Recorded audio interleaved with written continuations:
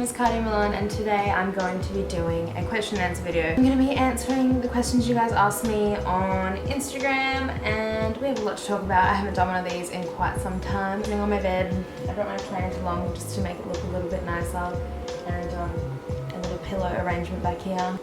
Yes, let's just try and not make this too long and jump straight into it. First question is, what's the biggest thing you've learned since moving out? I don't know, I've learned a lot. Firstly, you learn a lot about yourself and what you can handle and what you can deal with, and you also learn little things like how to actually be an adult, kind of like washing and cleaning and watering plants. They actually need water to live. I'm not doing so good at it. Anyways, I also think that you learn how to become really independent and that you actually have to do a lot to kind of live, I guess. And I've definitely learned how to save my money a lot better. I've definitely gotten a whole lot more independence about myself as well since moving out alone, because I think people underestimate the fact that, like, I don't know, I think that people kind of just think moving out by yourself is easy. It's definitely not easy.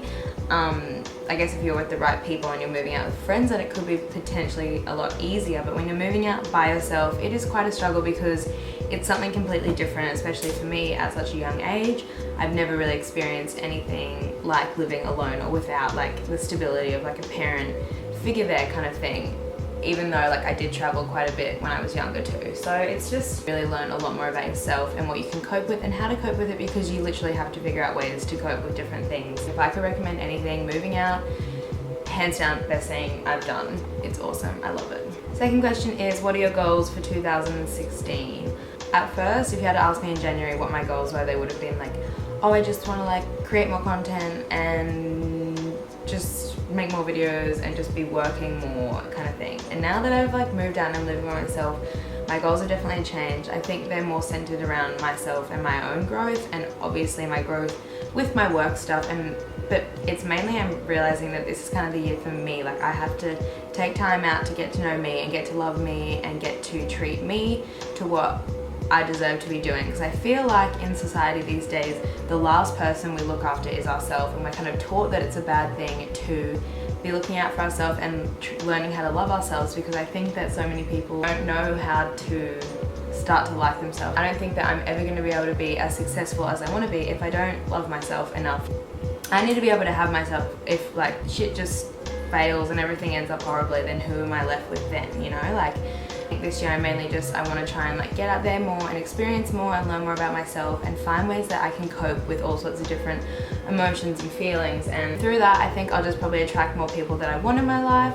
I'll attract more love in my life, I'll attract more creativity in my life, and I just think it attracts so much more positive stuff once you start really delving into learning about yourself. And it's not some deep like, I'm gonna like spend all this time on me. It's like, I think it's just awakening your consciousness a little bit more to be tapping into and being like, oh, what can I learn from that? What just happened with that? Like, how does that affect me? How do I feel?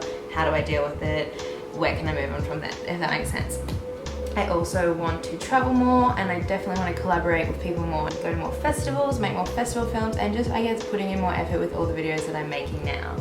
And it's good that I'm like full-time doing this now, because I have the ability to do that, and there's no excuses if I don't do it. So 2016 so far has been very fun, and it's been a very big wake-up call, and it's been, everyone says it, everyone's like, this year's gonna be good, and I'm like, yes, I feel that too. Third question is, how do you take your photos? I just take my photos literally on all sorts of different things. Sometimes on my phone, sometimes on the camera I'm filming on, which is a Canon 70D, sometimes on film cameras, and yeah, when I take it on my bigger camera, I just use flash. I just find that helps the photo quality when I do it. And then on my phone, just making sure there's good lighting, pretty much. How to low-key flirt.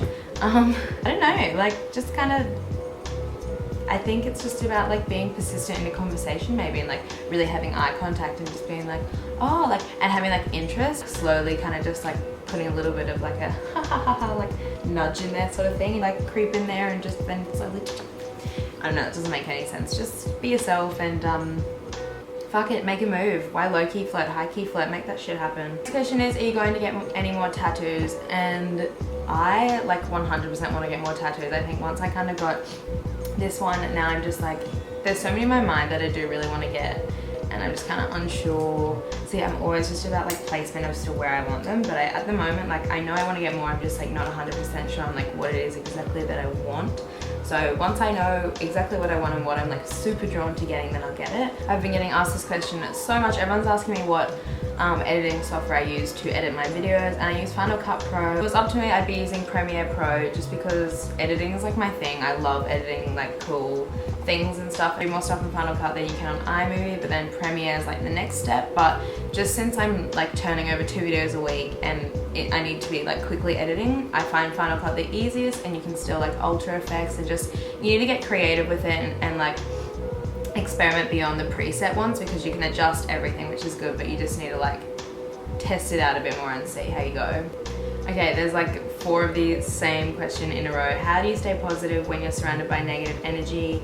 How do you deal with negative people, and how do you let them go? How do you block irrelevant thoughts and negativity? Okay, so it's all kind of surrounding like blocking out negativity. Alright, so I definitely get asked this question quite a lot because you guys obviously see that I'm a rather upbeat and happy person most of the time. It's something that is super hard to do when you're faced with negative energy from people. It can sometimes just seep into you and you're like, oh, how do I deal with this? This is weird. And also negative comments from people and stuff. Sometimes it can just get inside of you and taint you so badly, and it hurts, and you just don't want that feeling, and no one ever wants to be like that. So ways to handle it and how I deal with it and etc. So most of the time when I get a negative comment from someone, I just like take a moment to sit and like breathe and just think. You just have to, it comes back to just knowing yourself and having enough love for yourself that you can move past it. You have to be like, hey, you're fucking awesome in your own way. Just because this person doesn't get it doesn't take anything away from the fact of who you are, and this is the person you are. You're you. You can't change who you are. Like, you can obviously work on yourself, but you're never gonna be someone else. So I either do one of 2 things. I'll either just take a moment by myself, come into my room, light a candle, light some incense, just have a shower, relax, watch a movie, or just write something, or do something I enjoy and just chill and just like really listen to some music and just have a moment to myself, just to cheer myself up and try and tell myself nice affirmations like, you're wonderful, you have done, like, I try and like pick out the positives about myself that might make myself feel a bit better, and know that it's not egotistical. You're allowed to fucking pick out things that you like about yourself and tell yourself, hey, you did that, you've done that, you're this, you're stunning, love it, live it, that's you. And like simply, sometimes I might find myself being like, God, I wish I was more like that, and I'm like, well, haha, Cartia, you're never gonna be like that, you're never gonna be that person. This is you, so what can you work with? And then another thing that I might do, if there's something that's really just like infuriating me and I feel like I just need to like blur to someone, I'll call up a friend and be like, hey, I really need to chat, or I'll go to a friend's place and just sit and just blur everything out to them. I guess I'm really lucky because a lot of my friends are pretty with it and they give really good advice. Or third option is I'll start crying on FaceTime to Yaz and just be like, help me, and she just talks me through it. Just in a super upfront way, just don't take shit from people, just be you and stay strong about it. Be like, I don't care what you have to say, I'm me and I'm rocking this. So, and always remember, most of the time if someone's giving you hate, they're only jealous. So Was your mom mad about your tattoo since you're so young? At first she was like, don't get a tattoo, it's bad because you might not get booked for certain things, and like I think there's definitely just in society people like, oh my god, tattoos are so bad, and I think that kind of pushed me to do it even more because I just like to not necessarily conform with what society thinks is correct, because I think it's a load of bullshit. And if a company really likes me for me, then whatever's on my skin shouldn't affect that. So yeah, at first she was a little bit like, I guess just being a mum and like caring for me because she wants me to succeed obviously, but then when she found out the reasoning as to what the tattoo actually stands for, she couldn't be mad because it's for her. Anyways, I think she's chill with it now, obviously. Well, it's not coming off my skin anytime soon. How did you get so confident? Any advice? So there's quite a story to this.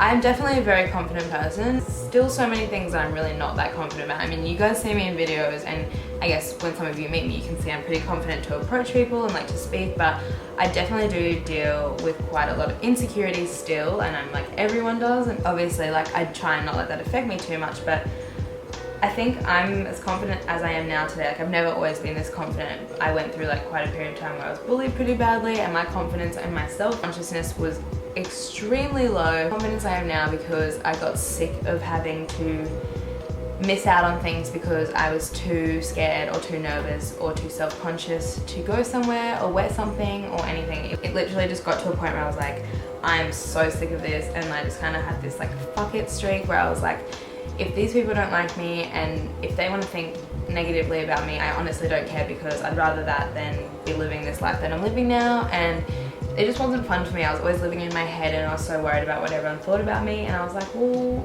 why should I? Confidence takes time and it is definitely a process. You can sometimes get into a bit of a rut and where you feel really self-conscious, but you really do have to remind yourself of the positives in yourself. And as I said, society tells you that it's a bad thing to do that. It's definitely not a bad thing. It is probably one of the best things, because if you're confident in yourself, you have the ability to then inspire and help other people, which is really what the world needs right now. Because instead of everyone bringing each other down, you can all be lifting each other up. And then I feel like I just start going on a rant about this stuff and I'm like, am I making any sense? Is this making sense? Do you guys understand? I don't know. Hopefully you do. I think my SD card's almost completely full now, so I'm gonna stop talking because I baffle on way too much. I hope you guys enjoyed this little Q&A video. I have a little update as well before I go. I'm going to be starting to do some weekly vlogs, almost like a little weekly series. It's going to be called Channel C. You guys will see why. So I'm going to try and post the weekly vlogs every Sunday, and they're going to be super funky and just showing you guys kind of like daily stuff that I do, like a little bit more just normal, because everyone's like, what do you actually do? And I'm like, I don't know, I just do this stuff. So that'll be up on Sunday, starting this Sunday, and hopefully I can try and keep persistent with it and do it every week. Keep in touch with me on my Instagram or on my Snapchat. Love when you guys get engaged in the comments below, so keep leaving some comments of what you thought of stuff, or if you have any conversations you want to start. Hope you guys enjoyed this video. As always, it's wonderful chatting, and I'll see you guys next time. I only really decided to film on my bed today because the fan is right there and I'm just like spread eagle right now. And this is the truth.